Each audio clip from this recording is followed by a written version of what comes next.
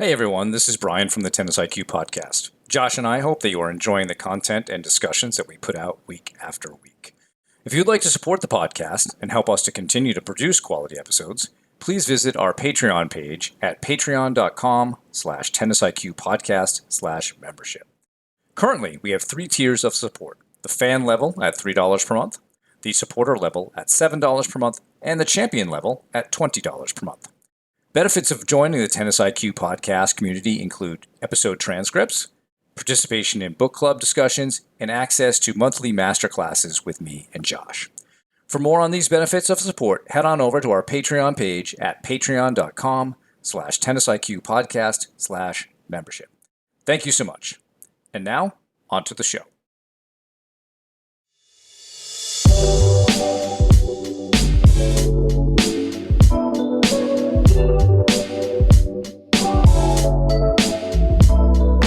Hello and welcome to the Tennis IQ podcast. I'm Josh Berger. And I'm Brian Lomax. And today Josh and I are going to discuss an article by the title of "Does Venting Anger Feed or Extinguish the Flame?" So recently I was doing some research into self-regulation techniques and theories, and I was looking in Google Scholar just for some articles that I could read on that topic. And I wasn't specifically looking for this article, but it popped up and the PDF was available. So I was like, let's take a look at this, because this is a question that I get very often, especially from tennis players, which is, should I let the anger out? Should I do something? Is it okay to let it out and then just go on to the next point? And so, this question is great. And I think it's something, Josh, that we can discuss today to help the listeners understand, okay, what really works? What does the evidence show with respect to this? Because, and we'll explain a couple of theories that go behind it, but the idea of this study was to look at when angered, would venting frustration by hitting a punching bag and thinking about different things actually help to reduce anger and reduce aggression in the participant. Right. And so let's first look at kind of the two competing theories. So one theory will say that venting anger should extinguish, should reduce angry feelings and aggression. And the other theory will say that it doesn't. So the first theory is catharsis theory. And Josh, be great if you could explain that to everybody. Yeah, absolutely. Really catharsis theory is that venting one's anger will produce a positive improvement on their psychological state. So essentially that by letting out the anger and sort of venting it, that the theory is that somehow helps their psychological state. This is directly from the article. According to catharsis theory, acting aggressively or even viewing aggression is an effective way to purge angry and aggressive feelings. Really the, sort of blowing off steam or letting that anger out is helpful. That's what this particular theory states. And it's interesting that that goes back to Sigmund Freud.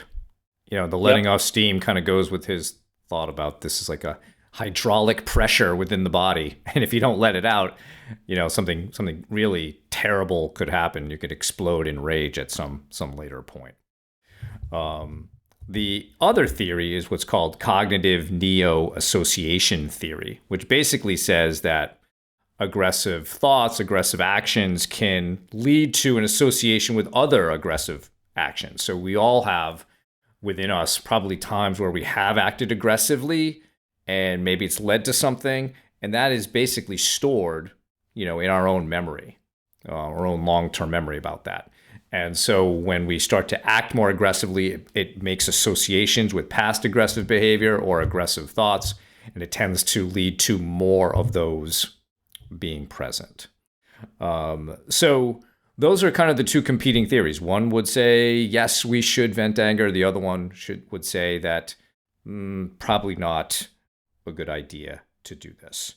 So Josh, let's talk a little bit about the actual study and then the conclusion. So, do you want to explain a little bit about, just very briefly, what the researchers did to discover or come to some conclusions based on these theories? Yeah. So essentially, they took a group of about 600 people, 300 men, 300 women, and essentially they had three groups. They had a control group, they had a rumination group, and they had a distraction group. So the control group, they they didn't use the intervention. With the rumination group, essentially they well, so okay, so to start, they wrote an essay. So they wrote an essay on a particularly inflammatory, controversial topic, we can say, which is about abortion. And the way that the study was set up was that no matter how they, no matter what stance they took on this topic, they would receive very negative feedback. Essentially, on a scale of, I believe it was, yeah, on a scale of 1 to 10, 10 being, very bad, or net -10 being very bad, they would receive, from a -8 to a -10, with even, a handwritten comment on the essay saying, "This is one of the worst essays I've ever read." So essentially, they were intentionally bringing out feelings of anger in the participants, because whatever they wrote could have been the most beautifully written essay. They would receive this overwhelmingly negative response to it. And so that's how the study started, right? So sort of, bringing out that anger.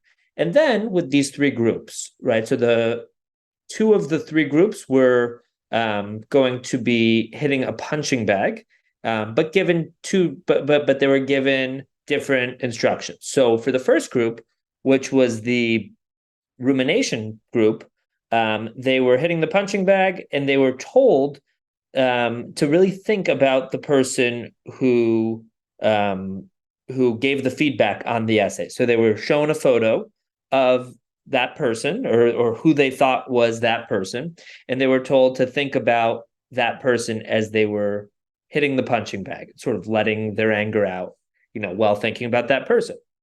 Well, the other group, which was the distraction group, so they said, was told to also hit that punching bag, but instead they were shown a photo of somebody from a health magazine, where they were told to think about the benefits of exercise for physical fitness. So given two completely different tasks here. One, to sort of think about the person that allegedly gave them this, really negative feedback on that essay that they wrote, and the other to think about maybe some of the positive benefits of the action that they're doing, right? The exercising, but essentially distracting themselves. And then again, a third group where they essentially did nothing for 2 minutes, and and then at the end, they took the three groups and they tested them on a number of measures relating to anger and aggression. And that's sort of how the study was set up. And yeah, I think the findings were quite interesting. And anything you would want to add to that, Brian? No, I think that was a really good explanation of it.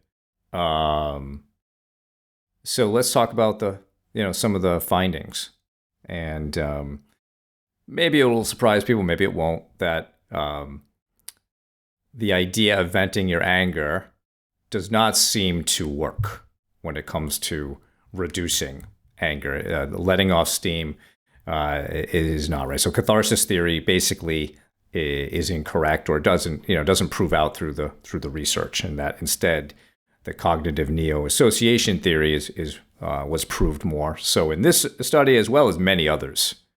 And so if we look at the three groups, the one that tested to be the most aggressive was the one that hit the punching bag and ruminated on whoever gave them that negative feedback. So that was the group that had the most aggression. The second group, punching bag with distraction, also had less aggression for sure than the first group, but more aggression than the group that did nothing. So, which is kind of interesting because that's the opposite of what we would normally say, I think, or is this sort of the conventional wisdom is like, yeah, you got to let some steam off. Here, this shows that actually doing nothing reduced anger more than the other two.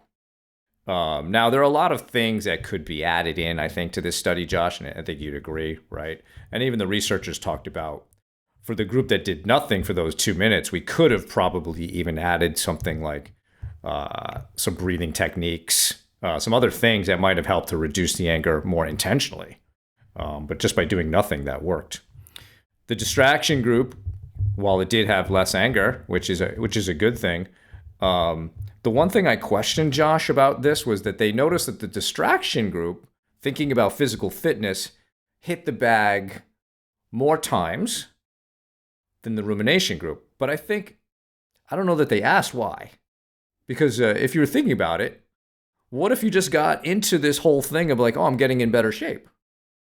Yep. Maybe you'd hit it more, right? So I think that they may not have gone into that a little as much, or they may have had a false association with that. But I thought that was interesting as well. So, overall, this sort of debunks the notion that letting your anger out will be productive for whatever it is that you want to do, in that next moment. And again, we both get asked this question about what to do. And I think this research gives us now some better standing on how we could, inform or advise players as to what to do when they're feeling this way. So Josh, is there anything else you want to say about the results? Is there something I may have missed? I think the only thing I would add is that the results really validate and are in line with other longstanding research about the same topic. That there's been other research about, these two conflicting theories, and it really has supported and backed up the fact that that venting anger doesn't help and actually backfires. Yeah, and I think as we talk about practical solutions, there might also be ways of labeling the emotions differently so that they lead to more productive behavior. Because one of the quote from the article was mislabeling the arousal from the physical activity as anger increases aggressive responding. So what if we were to change it to a different word? What if we were to change it to motivation or intensity? And as we talk about practical applications, I'll get into that a little bit more about what I've done with some players who've asked this very question. So let's talk about that, Josh. Practical applications, right? So you're a tennis player. I'm a tennis player, Josh, who used to have a really bad temper. And I come to you and I'm like, Josh, man, I just got to let it out. Sometimes I just got to yell or just do something, but it doesn't always work. What should I do? Yeah. I think I would first of all maybe question with the player, okay, how often does it actually work? How often does it feel like letting out that anger actually helps you to play better, to be ready for the next point, to have the types of results that you want? I think as a starting point, and I know this is something we've talked about a lot in the past, but I think as a starting point, really having a solid between point routine is a great starting point. And I think that's generally something that people don't always establish on their own or always establish with a coach. So I think spending the time, and whether that's with a sports psychology professional, whether that's through maybe certain tips and resources, but having a way to systematically put one point behind you, reset, and be ready to go for the next point, I think is key in order to help handle the ups and downs of the sport, right? We've talked a lot about tennis being a sport of instant feedback, where after every single point, you either win it or you lose it. And I think for a lot of people, their default state is to sort of ride the ups and downs of the sport, and it can be sort of an emotional roller coaster, right? They win a point and there's a high, they lose a point, there's a low, and they constantly go from the high to the low and the high to the low throughout a match just based on the results. And I think I think having a routine, it can be a great starting point because it gives us a way to reset and really be ready for that next point. So I think the routine is a great starting point to really helping us manage that anger. I think that would be a starting point. And I think also, normalizing it, understanding that everyone does get angry at times. But really trying to put in, that we don't need to ignore that, or we don't need to pretend that it's not there, so we can accept the anger, but also really trying to put the emphasis on how do we respond when we are angry, when that anger comes, can we put the priority or the emphasis on our response in that situation, and help a player understand that they have choice, that their response to that anger is one of those things that is within their control. So yeah, I think there's different things that a player can do, but I think really committing to a routine, a system between points, being intentional about their self-talk, their breathing, that sort of thing, can really help them to manage the inevitable, and I'll say inevitable here, that inevitable anger and frustration that happens in the course of a tennis match. So, as someone who's lived through this, because I could have been asking you that question for real if I were 16-year-old, 17-year-old Brian.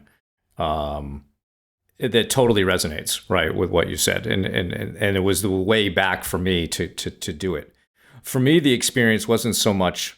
I mean, the roller coaster was a little bit different. For me, it was not so many highs. It was just like relief, and then terrible. And so tennis was not fun on that particular roller coaster either, because winning was just a relief. It was not joyous per se. It was just like a relief that didn't lose. And losing points felt awful, right? So that roller coaster also is not fun. And tennis wasn't fun. And me expressing anger only tended to make it worse out there.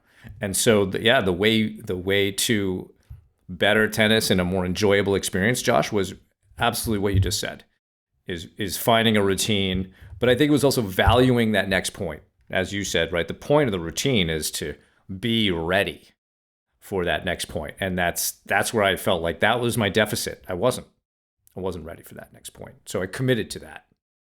Because that was, if I'm going to be telling people that I really want to win matches, then I need to actually take the actions that produce such attitudes and behaviors, right? So I think that is absolutely critical. So when we have these types of feelings, you must have some sort of good routine between points that you're following nearly all of the time, given where you are in your mental skills journey. I have tended to add on, depending on the player, some additional things into the routine to help in this situation. And I wouldn't necessarily recommend this to every player, but a couple players recently have told me that they had been angry and were looking for ways to somehow deal with that better. And they came, with the thought that letting it out would work, right? Sort of the catharsis theory that I think we all think is right, but really doesn't help. And so we talked about labeling the emotion differently. So, like as I read from the article, if we call it anger, well, then that's probably going to lead to more aggressive and unproductive behavior. But what if we decided to look at this energy, because we could just look at it as energy. We're creating some energy through this emotion in our body. Normally, when we get angry, it's kind of a self-reflective, looking at the past kind of thing, criticizing whatever's happening It's focused on the problem. What if instead we could channel that emotion forward into the next point, into perhaps something called motivation or intensity? So now we're not necessarily angry, but instead we're motivated to do better. We want to channel that forward. So what we've worked on is incorporating some very specific self-talk around intensity and motivation, along with one little physical task. And the physical task is just a thigh tap. Tap your thigh just a couple times lightly, not in a way that you're punishing yourself, but just tapping it lightly. And at that moment, using some very specific self-talk like, all right, next point, you got this, right here, right now. And we would design that self-talk so that it's about getting ready for the next point. So we're channeling the energy that we have created or that is present, and we're labeling it now, instead of anger, we're labeling it intensity. We're labeling it motivation. We're going to use that energy to go forward. There's a great book written some years ago called The Upside of Your Dark Side by Robert Biswas Diener and Todd Kashdan, that really talks about how to embrace and use some of these other emotions. We typically label emotions as positive or negative or good and bad, and it's not really true, right? They're just emotions. They're there, for some reason, but can we use them in ways that are more productive? And so the feedback on that, Josh, has been really positive about how it's helped them get through these tougher moments and be even more ready for that next point. And so, and both of these players that I've done this with recently have good, solid between point routines that they've used and that they like. And so this has just been a nice little add-on to that. I did phrase this as like, this is sort of the interim solution, right? To me, we know you're really in a good place when you're not really getting frustrated or angry at all. Because if you think about it, as you said, normalizing this is important. People make mistakes, people lose points, but very often the mistakes or points that you've lost are not fatal to your chances in the match. It's simply a point, and you're able to come back almost always and play a good point on the next one. And so the more that we understand that, perhaps the less angry we get, right? So any thoughts about that type of intervention as well, Josh? I like it. I think it's a nice addition to it. To me, it almost reminds me of, we've talked about the routine, and I know talked about also sort of like adding in extra elements, whether it's like a yellow light or red light routine for when things, right? We have, with the idea being that we want to use our routine between every point, but we have something a little bit extra planned for those moments where we really need it, where maybe there's been a couple of unforced errors or double faults in a row. Maybe we're down love 30, love 40. Maybe we're really starting to feel ourselves getting angry, and maybe we can add in a little bit extra. So I think having something like that thigh tap, having something like, being able to really channel it, and having not just being able to channel it, having a specific way, a specific method to channel it is really helpful. And I think people are looking for those specifics, right? I know, you've talked about actually in your book, Brian, using the shock absorber, using your shock absorber, and sort of pushing that as a reset button, and being able to pair that with your somebody's breath as a way to also reset. And I think, I think the breath can certainly play a big role here. But I think, sometimes people, coaches or parents or just in society, we hear, oh, breathe. And sometimes I'll hear, from players, and they'll say, oh, well, I've tried breathing and that doesn't work. And that's sort of their starting point, where it's like, okay, can we not just tell somebody to breathe, but really focus on how we do that, right? Can we make sure somebody's breathing in an intentional way? Can we make sure it's, diaphragmatic, that where, be intentional about where the breathing is coming from? Make sure that we're sort of extending that exhale longer. There's things like box breathing as well that can be effective, but can we make sure that we're really using these skills intentionally, not just sort of going through the motions, but yeah, really make sure that these skills are used in an intentional way. But so yeah, I really like the addition there. I think that's something that people could use in terms of a yellow light or red light routine for when things are in a tougher place, when there's a little bit more turmoil there. And I think that it makes a lot of sense to add in something like that. And yeah, and I think just a reminder that when we go through a routine, that yeah, that's really done yeah, intentionally, and that we're using some of these different pieces, whether it's the breath, whether it's the self-talk, whether it's the analysis of the last point, whatever some of these different pieces are. But we're really trying to not just feel like we're going through the motions. We're really, taking our time, we're resetting, we're saying, okay, whatever happened there, it's in the past. I can't do anything about it. Right. So the only thing I can really do is try to put it behind me and then really focus on the next point, really try to be ready for that next point. And I think if we can get to that stage where we are focusing on what we're going to do next, like if we think about the 16-second cure, we think about that third step, that preparation stage, and we're really trying to think about, okay, what am I going to do in that next point, right? If I'm, can I plan out how I want that point to start? If I'm serving, that serve and serve plus one. If I'm returning, return and return plus one. If I really have a clear plan, if I can really, sort of picture myself going through those, starting the point in the way that I want to, and I at least have that clear intention, then when I'm not focusing on that last point anymore, then that anger, I think by and large, is going to have faded away, right? I think we've shifted our focus from the past to really the present, and then even starting to look towards the future. So I think,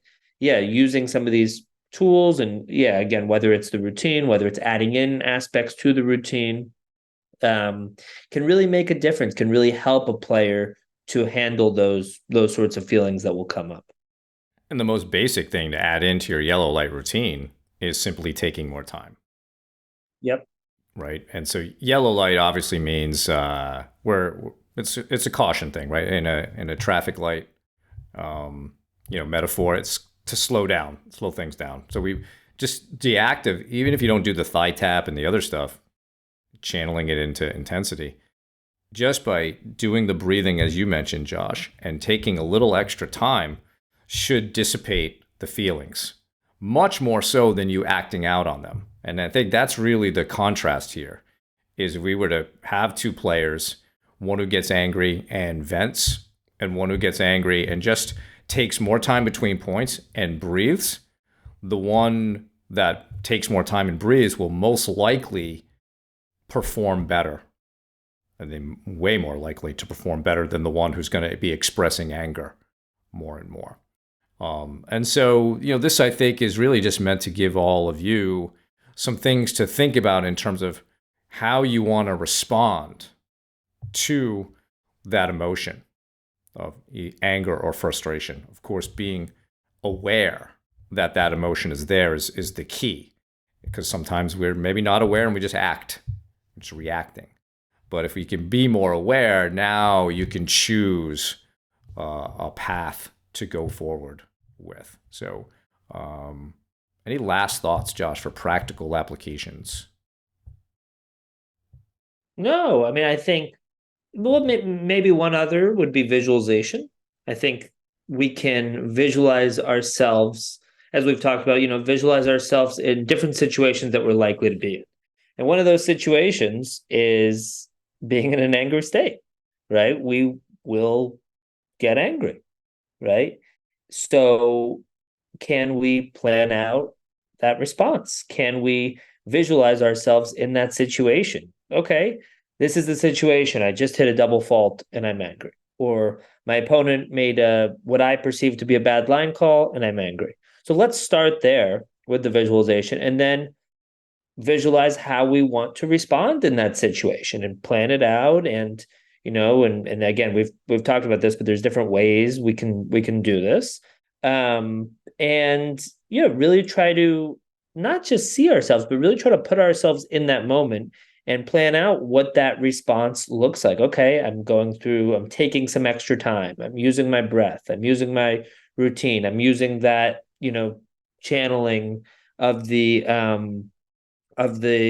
negative emotions into intensity and using that thigh tap, whatever it is for you, use really try to visualize yourself doing that and plan it out. And I think, it's important that we can visualize what we want to happen, but also what we don't want to happen, which is maybe the anger, because then we can visualize, and we can visualize what we want that response to look like and really plan that out and rehearse it. Okay, this is how I want it to happen, and I'm experiencing myself responding the way that I want to. Right, right. And you just reminded me that two of the players I've done the thigh tap thing with recently, before we got into that routine, they both described to me that when people make bad calls against them, it actually gets them to a point where they play better.